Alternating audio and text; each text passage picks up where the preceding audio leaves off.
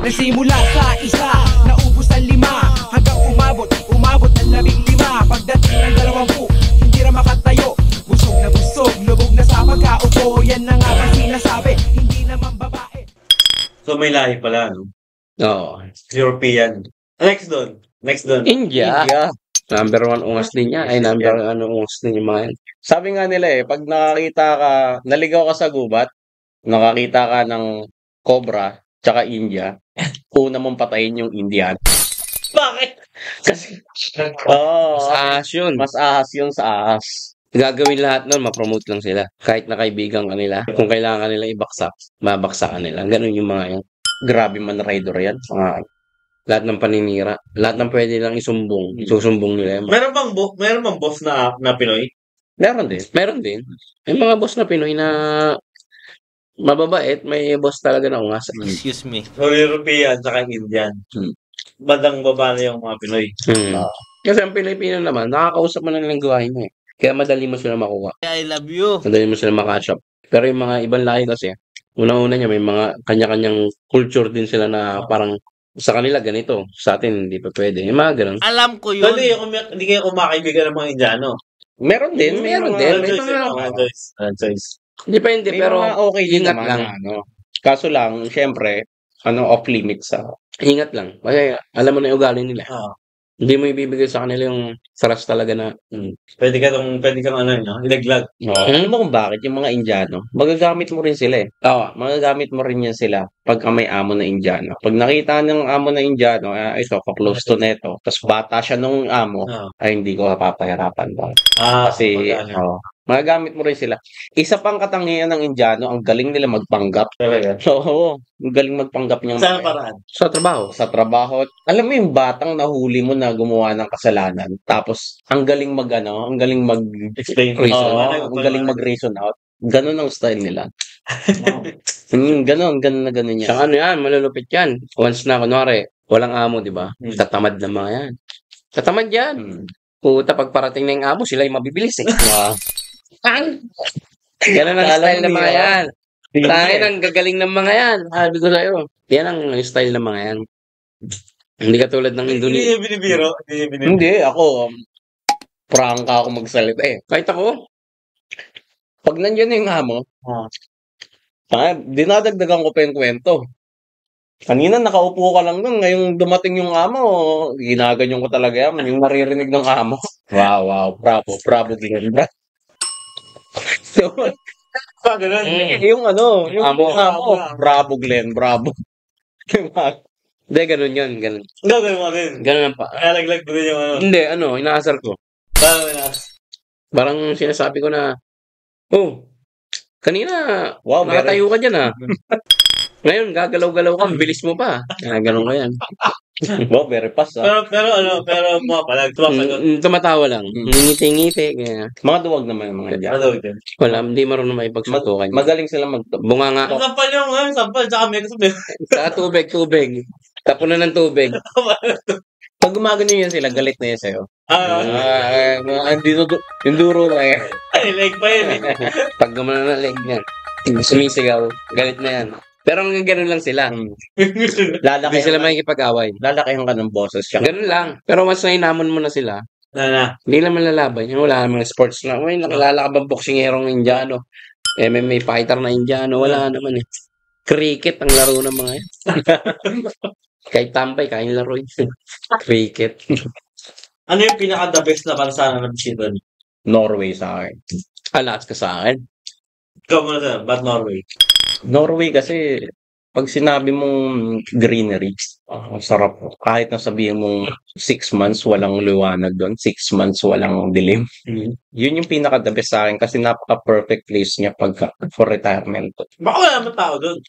Hindi, meron. Pero ang niya, may mga nakikita mo sa movie na napaka-quiet place. Kunti lang tao, no? Pagtingin mo sa paligid, napaka-green. Ang gaganda ng mga bahay. Yung bahay niya, uniform, hindi ka pwedeng magbahay ng kakaiba yung design.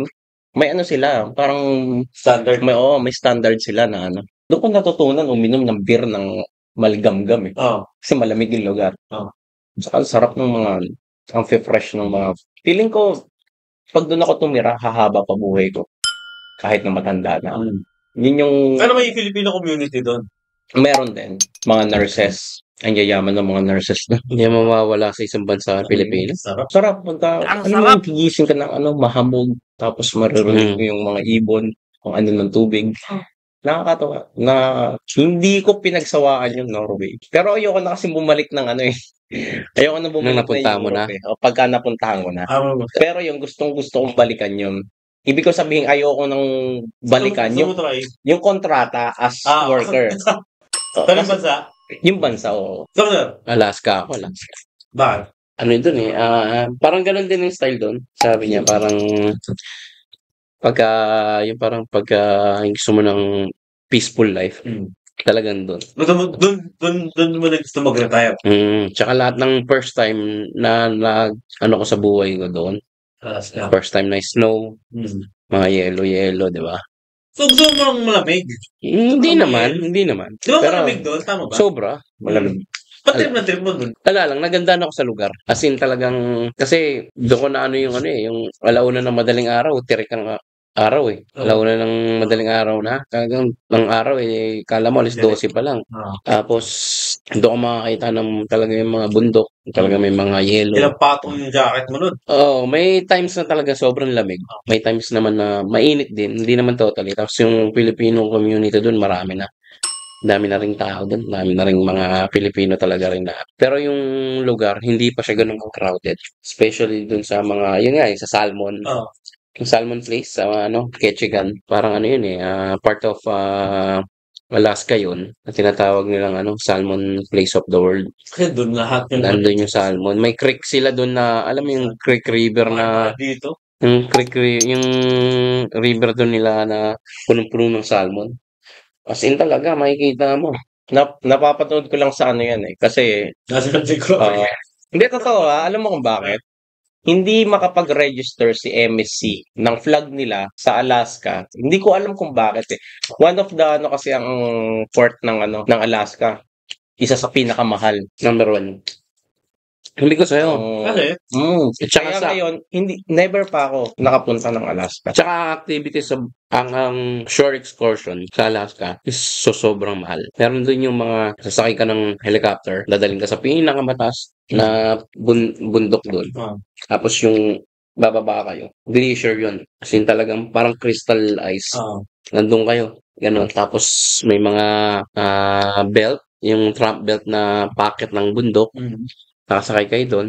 Tapos bababa kayo doon sa tapos puro snow yun sa taas. Pagbalik nyo, ganun lang ulit.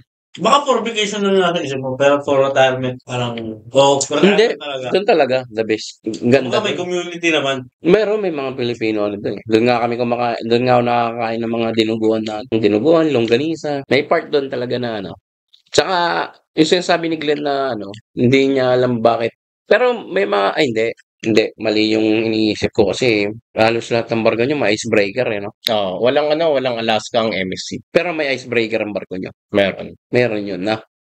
Kasi ang mga barko lang namin na nandun, yung may mga icebreaker lang. Icebreaker meaning? Kaya niyang itawid yung dumaan man siya sa mga kapal na siya para Titanic? na iceberg.